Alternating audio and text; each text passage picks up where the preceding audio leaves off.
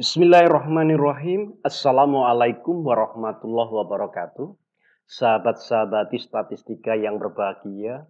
Alhamdulillah pada kesempatan kali ini pokok bahasan kita adalah ukuran pemusatan data. Yang dimaksud dengan ukuran pemusatan data adalah sebaran ukuran yang menunjukkan pusat segugus data yang telah diurutkan dari yang terkecil menuju yang terbesar. Ukuran pemusatan data yang sering digunakan untuk mendapatkan gambaran yang lebih jelas mengenai sekumpulan data di antaranya mean, median, modus, kuartil, desil, dan persentil. Pada kesempatan kali ini, saya akan membahas ukuran pemusatan data untuk data tunggal. Yang pertama, mean. Mean merupakan nilai rata-rata dari data yang ada, di mana mean kita notasikan dengan X bar sama dengan sigma X dibagi N, di mana N merupakan jumlah data. Sebagai ilustrasi, carilah mean dari data-data 8, 2, 5, 12, dan 8. Maka nilai mean dari data-data tersebut kita peroleh 35 dibagi dengan 5. Sehingga X-barnya atau meannya kita peroleh sama dengan 7. Yang kedua, median. Median merupakan data tengah setelah seluruh data tersebut kita susun dari yang terkecil menuju ke yang terbesar.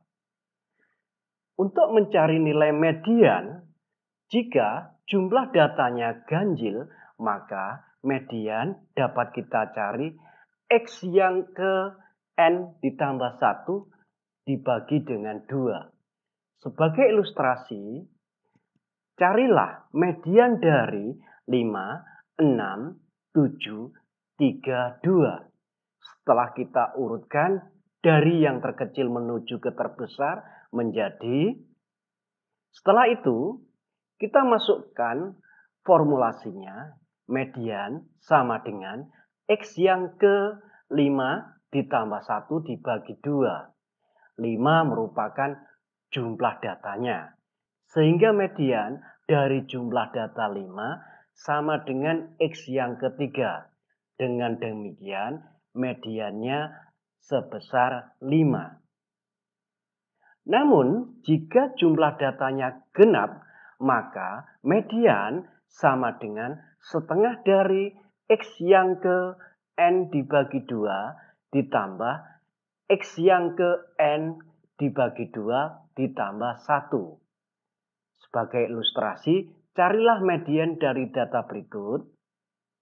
Selanjutnya, silakan diurutkan. Kemudian kita masukkan formulasinya. Median sama dengan setengah dari X yang ke-10 dibagi 2, karena jumlah datanya 10, ditambah X yang ke-10 dibagi 2 ditambah 1. Sehingga mediannya adalah setengah dari X yang ke-5 ditambah X yang ke-6. Dengan demikian diperoleh nilai mediannya 10,5. Berikutnya modus. Modus merupakan data yang paling sering muncul atau data yang memiliki frekuensi terbesar.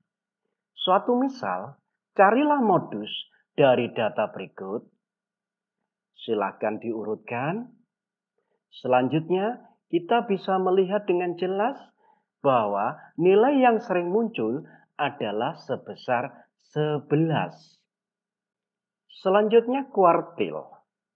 Jika sekumpulan data dibagi menjadi 4 bagian yang sama banyak, sesudah disusun menurut urutan nilainya dari terkecil menuju terbesar, maka bilangan-bilangan pembaginya kita sebut dengan kuartil.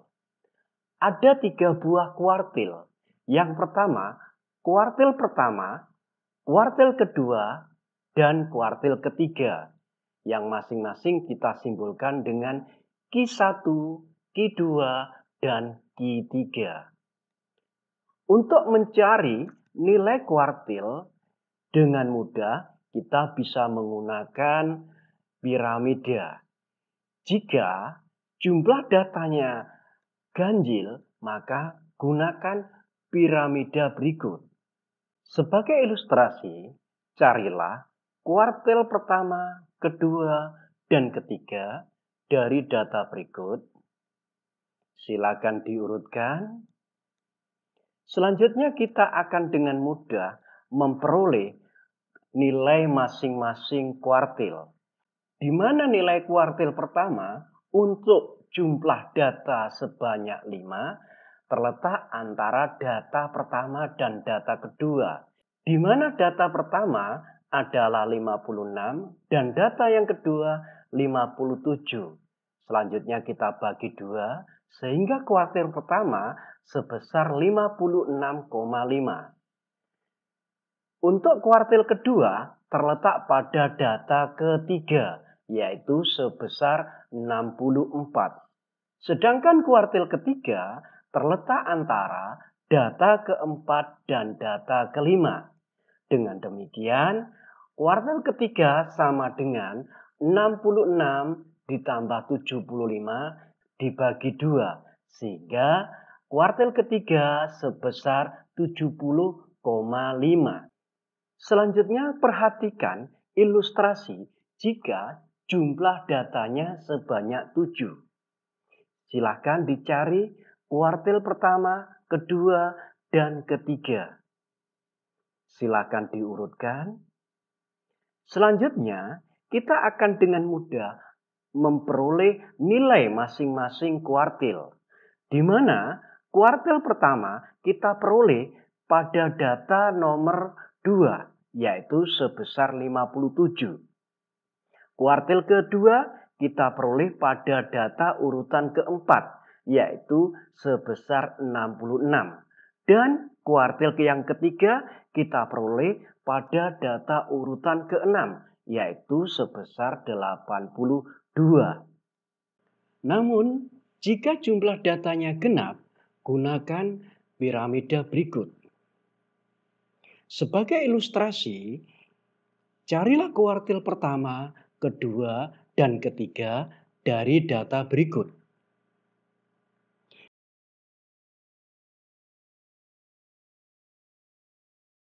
Kita akan dengan mudah memperoleh kuartil pertama, di mana untuk jumlah data sebanyak 8, kuartil pertama terletak pada data nomor 1 dan 2.